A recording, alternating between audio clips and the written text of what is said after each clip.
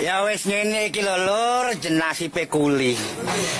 Kerja awan bengi sore dibelani sugih gak tau melarat ngoyak-ngoyak. Sapa jare sing ngecat lombok Lur? Pokoke sing penting tetep sambat, aja semangat ya. Wale, Cuk. Wale yo. Wale Lur. Wale sorry. Goblok.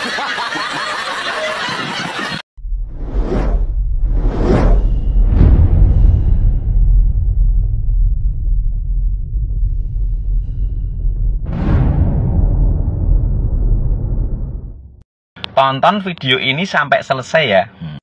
OCCRP, Organized Crime and Corruption Reporting Project, dalam laporan Corrupt Person of the Year 2024 menyebutkan bahwa Jokowi atau Mulyono telah dinobatkan sebagai salah satu pemimpin terkorup di muka bumi. Padahal manusia toksik Mulyono seharusnya segera diseret ke pengadilan agar segera dapat dikirim ke penjara atau lembaga pemasyarakatan.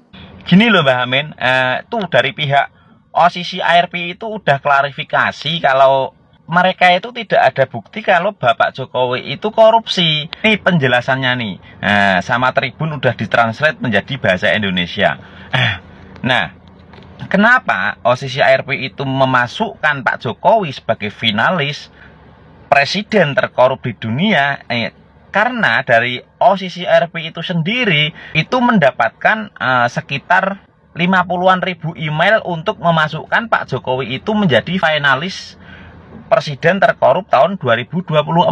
Makanya Pak Jokowi itu sama OCCRP dimasukkan ke finalis atau ke nominasi. Dan di situ OCCRP juga mengatakan bahwa mendapatkan email yang masuk sekitar 50 ribuan dan juga ada email dari tokoh politik terkenal di Indonesia. Gamblangnya gini aja deh.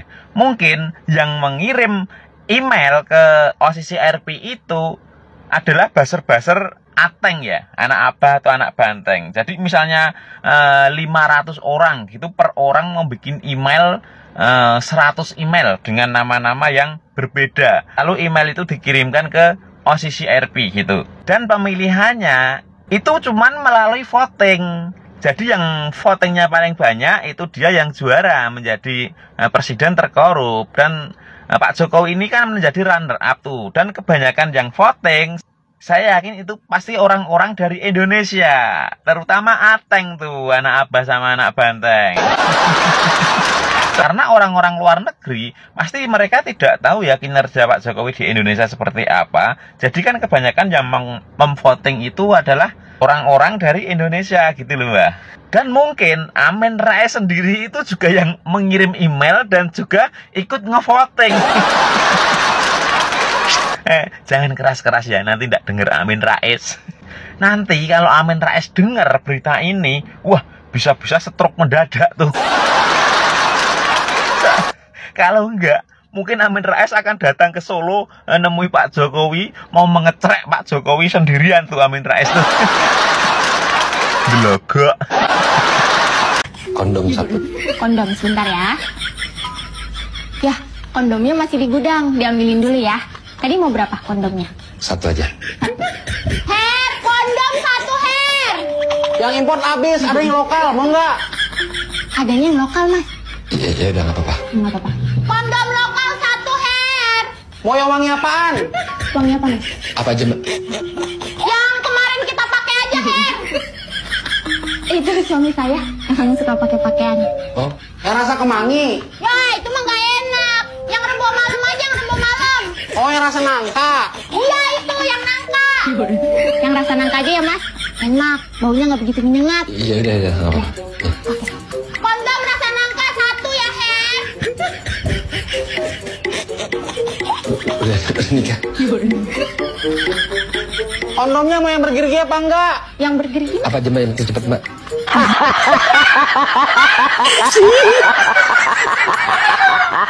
Apa cinta, apa coba sih? Paling penting penting buat gue itu gimana caranya Pak Lurah dipanggil sama KPK dan aparat penegak hukum terkait adanya laporan dari posisi Arpi. Itu yang penting. Kira-kira berani gak tuh KPK sama aparat penegak hukum memeriksa si Pak Lurah dan keluarganya, terutama si Pak Lurahnya ya, karena kan masuk di posisi Arpi. Itu aja sih buat gue yang penting. Jika sampai ternyata KPK, aparat penegak hukum nggak berani memanggil Pak Lurah, memeriksa Pak Lurah, ya sudahlah. Artinya kita rakyat Indonesia bisa berjuang melalui PBB. Ya kita mencari keadilan lewat PBB aja. Udah ya, nggak usah ngebahas Ibu Lurah doyan terong, Ibu Lurah bagi-bagi apem, anak sulungnya bagi-bagi susu, anak bungsunya ketinggalan sempak, nggak penting. Oke? Yuk Inilah alasannya kenapa Pilpres kemarin gue nggak dukung Anies, nggak dukung Ganjar. Ya bukan karena benci ke Anies atau Ganjarnya, tapi males sama pendukungnya. Males sekolah sama modelan kayak tadi. Bayangkan saja, OSIS RP membuat voting memasukkan Pak Jokowi dalam nominasi pemimpin terkorup. Dibilangnya melaporkan. Habis itu meminta KPK dan aparat penegak hukum untuk menindaklanjuti. Lu kira OSIS-RP itu sekeras LSM lokal, LSM pemantau korupsi yang sering melaporkan pejabat di Indonesia. Terus katanya kalau misalkan gak berhasil di sini mau membawa kasus Jokowi ke PBB. Lu sebagai apa? Lu punya jaringan di sana? Apa lu mengira PBB itu partai? Bukan PBB-nya, bukan partai, ini mah beda. Terus yang gue heran, ya anak abah ini ada aja gebrakannya. Setelah menggoreng isu Pak Jokowi masuk nominasi pemimpin terkorup, sekarang yang digoreng adalah isu Bu Lurah doyan terong. Dan yap, lagi-lagi mereka dapat sumber dari katanya aja. Dan mereka banyak banget yang termakan isu ini. Dengar kabar bapak pelukis ini kok sekarang stroke. Pak, orang yang kemarin itu ngelukis bapak itu, pameran lukisan itu, saya tadi scroll di TikTok tuh, scroll orangnya stroke, Pak.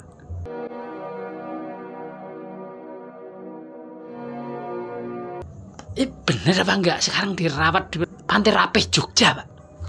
Coba bener apa hoax, Pak? Coba dicek, Pak. Ya, siang tadi saya baru dengar dari Mas Arief mengenai itu. Gimana, Pak, menurut Anda, Pak? Menurut saya itu seniman yang harus kita hargai. Saudara, keadaan PDIP saat ini seperti rumah tangga ditinggal sang bapak.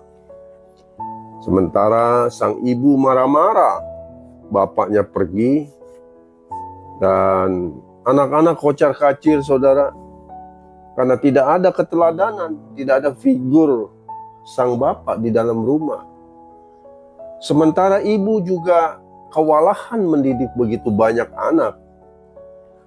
Ya, anak yang paling besar juga Hasto bermasalah hukum, sudah jadi tersangka KPK.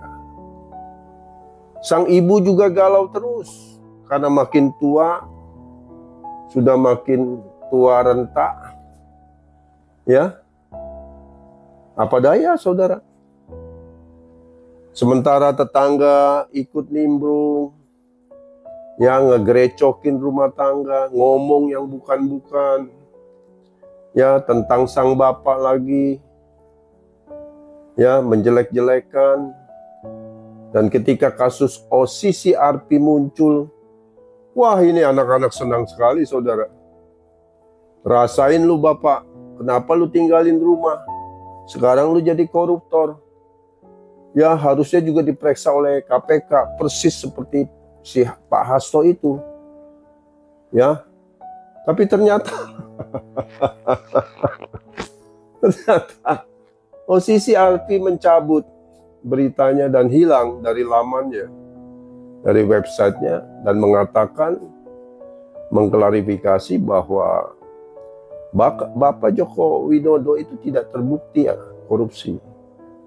Kami mengadakan polling itu berdasarkan email yang masuk, yang ternyata dikoordinir oleh Tempo dan gengnya. Ya mungkin juga orang PDIP juga. Kasihan. Nah yang repotnya ini tetangga-tetangga ini yang kagak tahu malu. Ya ada Ibu Koni ikut campur, ikut ngebully.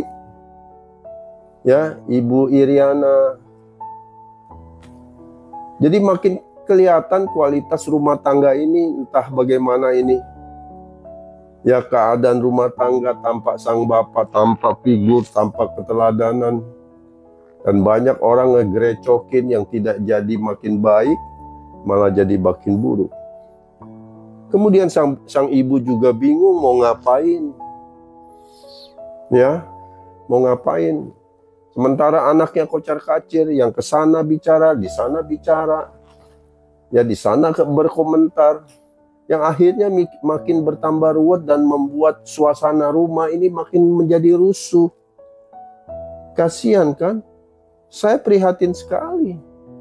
Keadaan rumah tanpa keteladanan seorang bapak itu sungguh sangat mengenaskan dan memprihatinkan.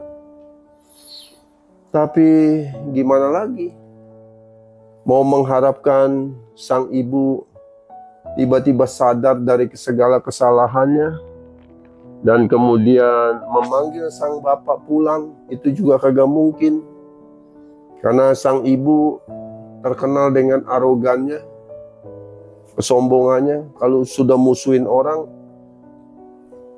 mungkin butuh 20-30 tahun, belum tentu juga bisa pulih. Nah inilah yang memprihatinkan. Rumah PDIP tanpa figur seorang Bapak Jokowi menjadi makin kalut.